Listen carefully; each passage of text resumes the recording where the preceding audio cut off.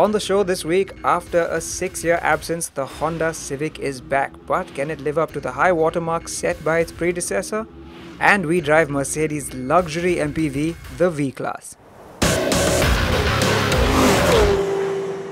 So here it is, a car a lot of you have been waiting for is finally back. Yes, Honda has brought back the Civic after a gap of 6 years. And in the process, they've jumped a generation. Well, actually a generation and a half, because the previous Civic, that was the 8th generation model. And this one is not just the 10th generation, but it's the facelifted version of the 10th generation, which comes in the middle of its life cycle. So this Civic is actually bang up to date. Also, the Civic comes with a diesel engine, which wasn't there earlier. So, Civic has a lot to live up to. It was our 2007 Autocar Car of the Year. It was a very futuristic car, and at its time, it was the bestseller. So, can this Civic weave the same magic its predecessor did?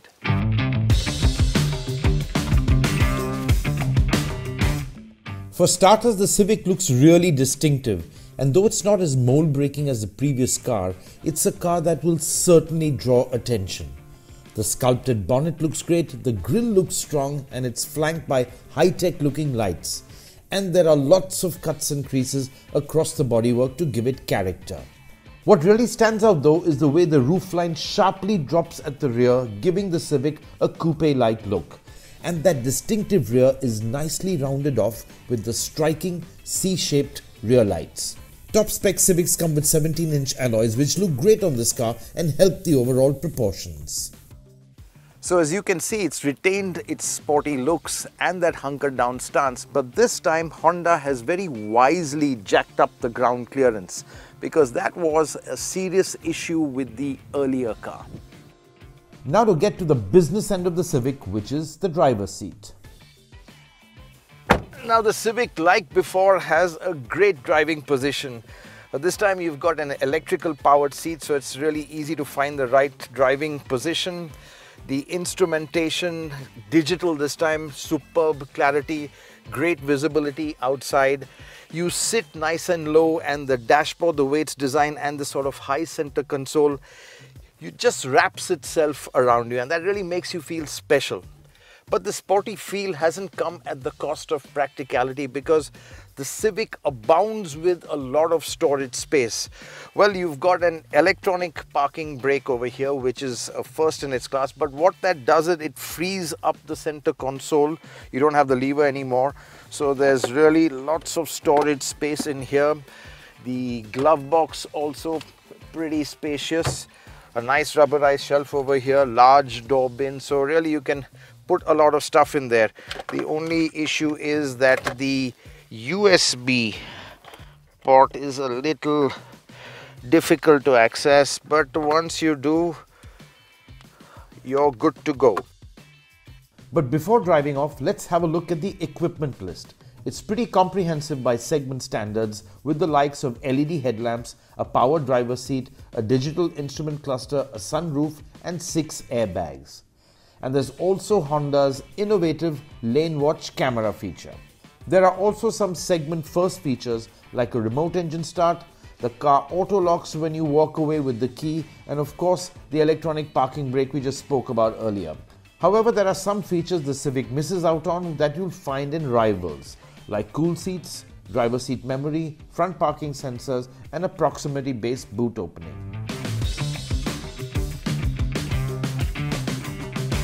Now let's see how it drives.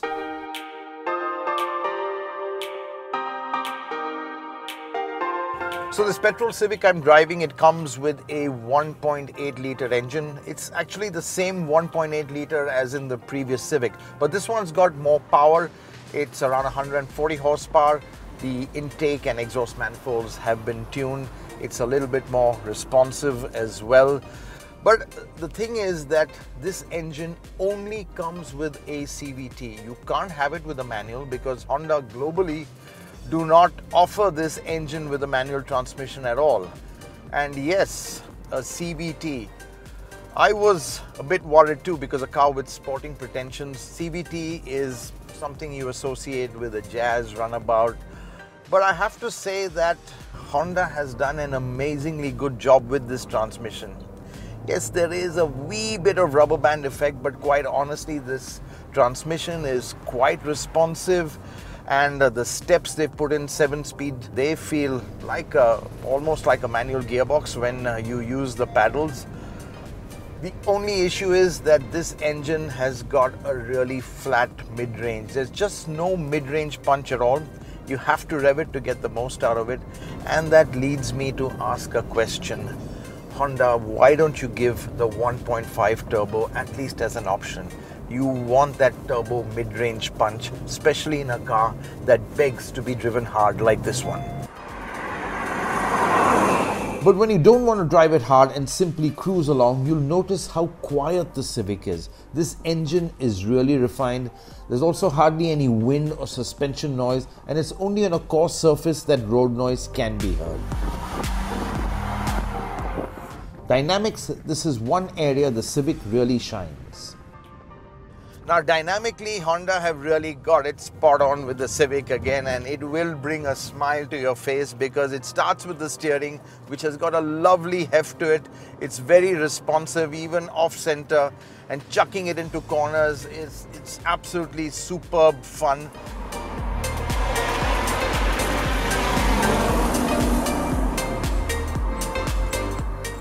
Even the ride is pretty impressive because you're riding on those large 17-inch wheels, and the whole suspension has been retuned. Don't forget there's a multi-link suspension. Honda have really put a lot of effort into the suspension tuning, and they've even raised the ride height because you've got a lot of these nasty speed breakers, and that's the question everyone has been asking. How is the Civic over speed breakers? Because that was a big problem with the earlier Civic. It used to scrape its belly on even the mildest of them, but I have to say this one, there's been no problem so far. The speed breakers we've encountered, they've been pretty okay. And that extra ride height, about 20 millimeters more than the global Civic, so this is up to about 171 mm of ground clearance. It seems to be okay. Even on bad roads, the Civic just coasts over everything. It's amazingly stable at speed. The damping is superbly judged with the right amount of stiffness without feeling harsh in the least. Now the Civic, it comes into its own on a twisty road like this. We are charging up to Dundee Hills, and it's just a delight through the corners. The steering pin sharp, very responsive, and that low CG keeps the whole car quite flat through the corners. But it's when you're powering up the hill that you do feel a bit of that rubber band effect from the CVT. It does groan a bit because you are wringing every rev out of this engine, and yeah, it's at times like this you do wish you had a manual.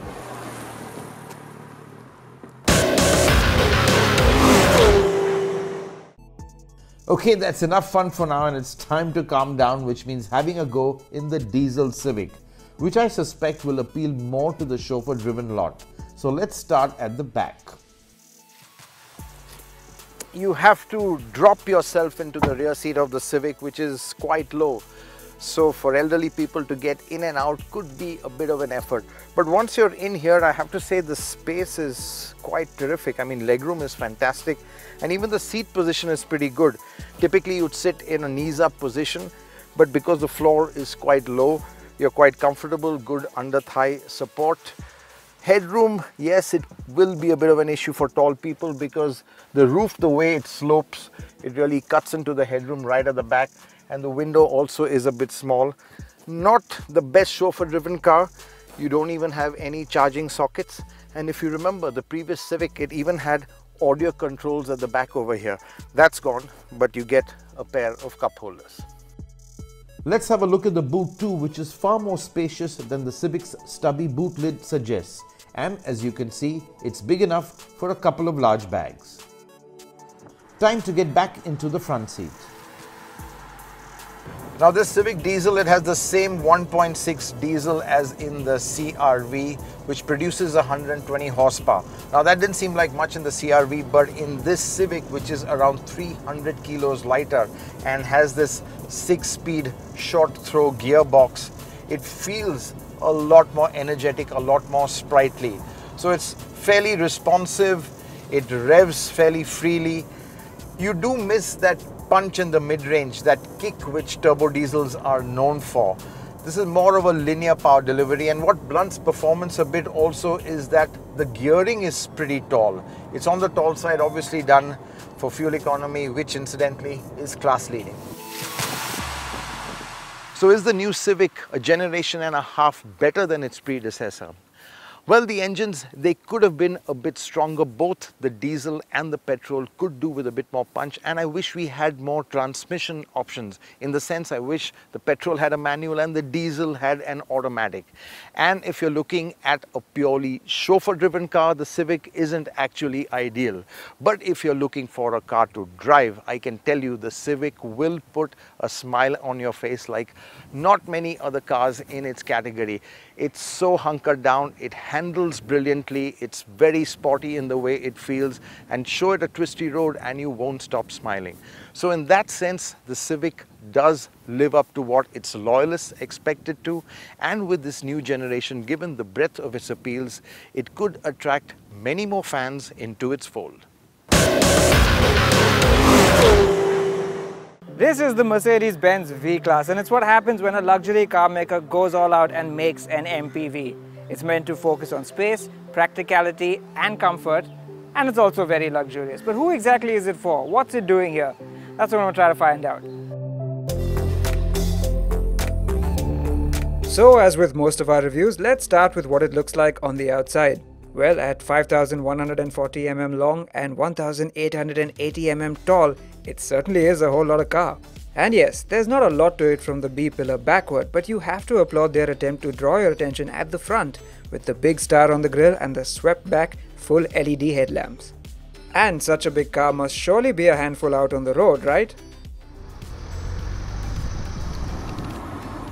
But once you're at the wheel, it's really quite manageable. The view is actually very good, and it's got huge windows, so you get a great view out the side with low sills. The other thing that makes matters so much easier is the steering, which is very, very light and makes turning this car an absolute cinch. But don't be fooled, because at some point you will realize this is a very big car, and when you're taking a U-turn, you gotta keep an eye out for what's going on behind. Rear visibility is somewhat hampered by the tall rear seats, but thankfully the outside mirrors are big and give a wide field of view. So, big 5.2 meter MPV, supposed to carry lots of people. So what engine have they given it?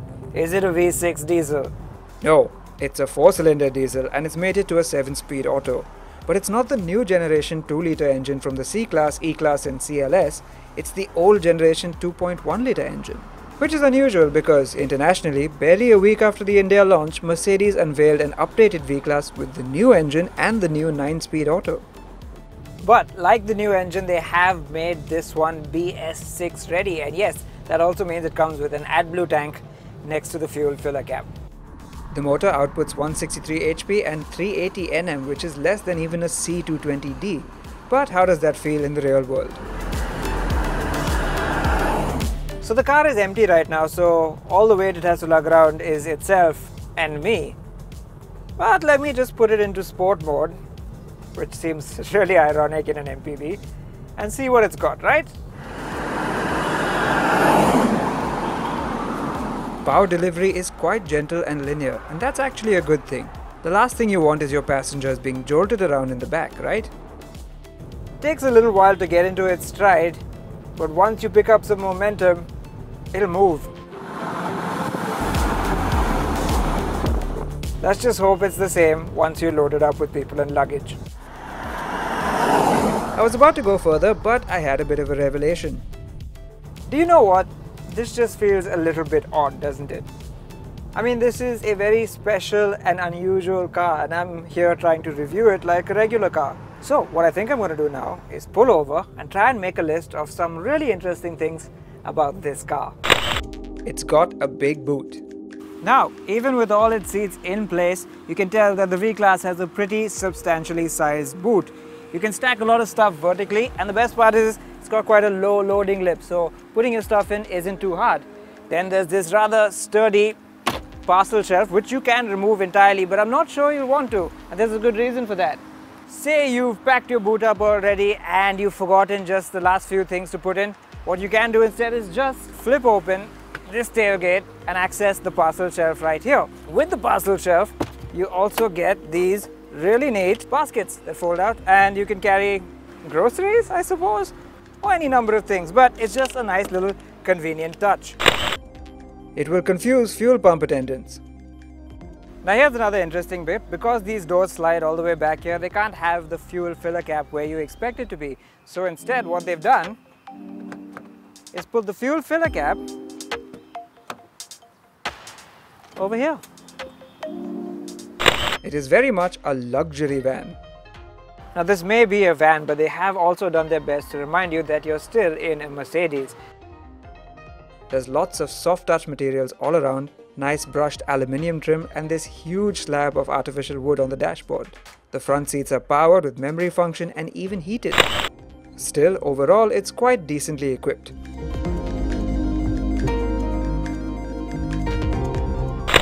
The seats are flexible.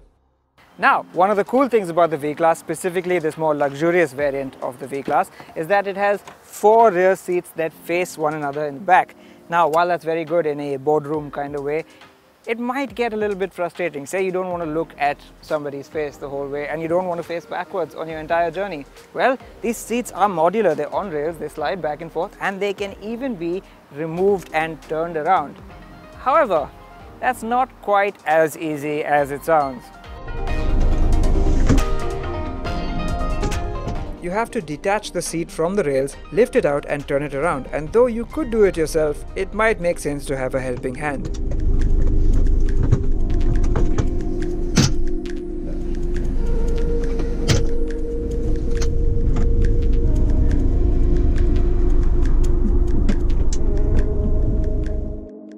After all that work though, we put the seat back the way it was because it's probably better to leave them facing each other.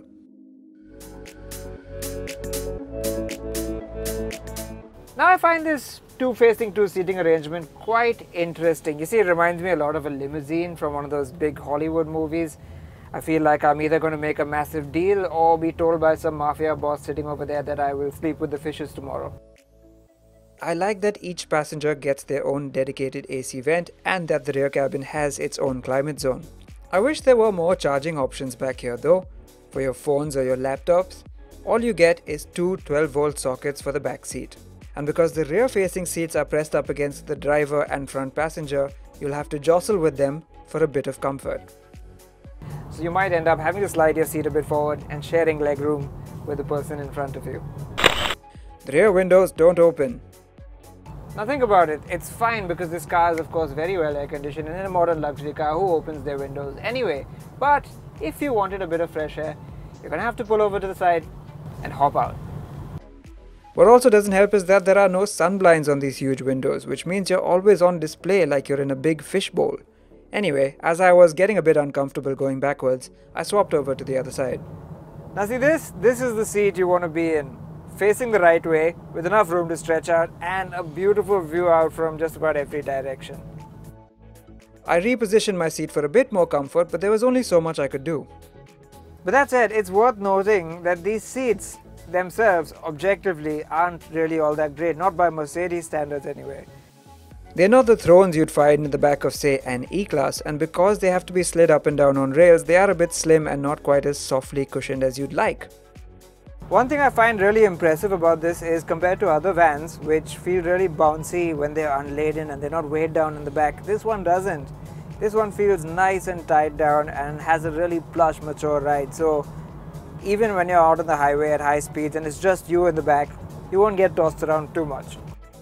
In fact, this exclusive variant even comes with adaptive dampers, which helps a great deal.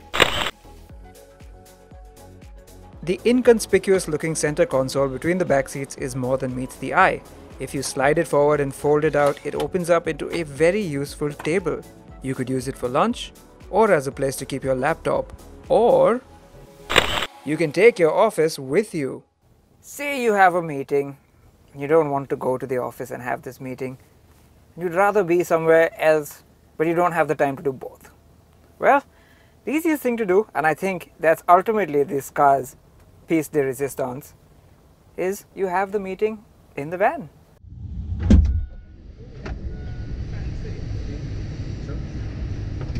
Come. So that afternoon I called an edit meeting for the next issue of Autocar India. Little did they know it would be on the move. Right, agenda. Seriously though, how exactly are we going to manage the next issue since everybody is out on some drive or the other? I honestly think being outside the office made us more productive. My colleagues certainly seem to prefer it.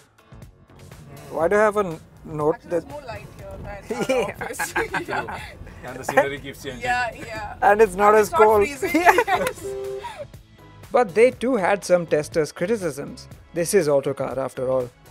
It's weird that there's no blinds, no? Yeah, The you really windows think is they large. really think See they all the put... bikers as in looking from behind while they're following you. It's... The office now noticed we were missing. Time to head back, I think. Unfortunately, this made our driver a little bit excited. Yeah, but it has a sports setting. Oh! Wait! Can I type while he's doing this? Meeting done, I dropped them off and set out to try and make sense of the V-class.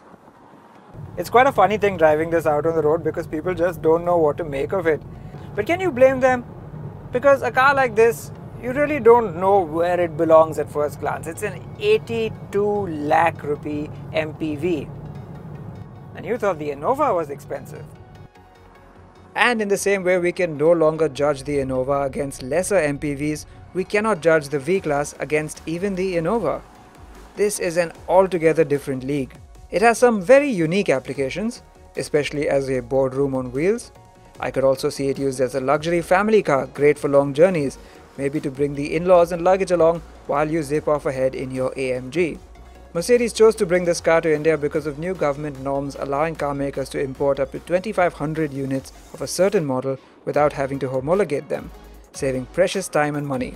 But it is at the end of the day a very pricey MPV, more so when you consider it's not quite as luxurious as other Mercs. It gets only a 4-cylinder diesel and has all the sex appeal of, well, a van. So yes, the V-Class is a very niche product that won't do high sales numbers. But when you're the largest and most successful luxury car brand in India, it's okay to have a few niches.